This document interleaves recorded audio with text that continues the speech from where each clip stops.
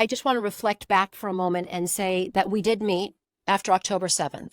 And I want to say thank you because it was a really tough time for me and for our family because my niece was murdered by Hamas terrorists on October 7th. And then her daughter, a 3-year-old, Abigail, was kidnapped. And I remember sitting in your office very shortly after and being able to talk to you about our hostage situation and what happened in Israel. And not only did you commit to, obviously, and still are committed to bringing back these hostages, but you understood the pain. And I remember looking up at the mantle above where we were sitting. There was a beautiful picture of your family. And I just thought to myself, I'm not only talking to the leader, but I'm also talking to a father.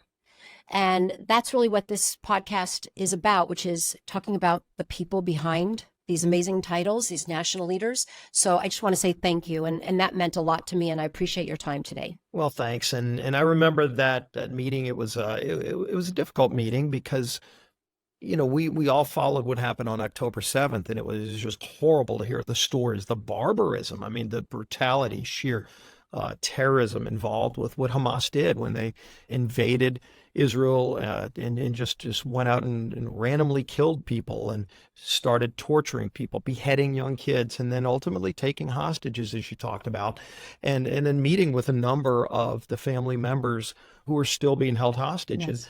And we've been committed for so long to supporting Israel, and it's so important that not only as a great ally of the United States, but as the only elected democracy, as the importance of having a Jewish state that goes back to 1948 when America was right there from the very beginning of the formation, that we stand by. And unfortunately, there have always been threats to Israel's sovereignty. And we saw that on October 7th, and that war still goes on. There are still hostages held today. And so the battle is not over. And we need to be there for our friends. We need to be there for those families. And, as you pointed out, as a father of 2 young kids, I mean, this is real. And when you meet the family members, it's their family members that they're still grieving for. And hopefully their family members are still alive and they can see them again one day. And we need to give them all the tools that they need to make that day happen. Thank you.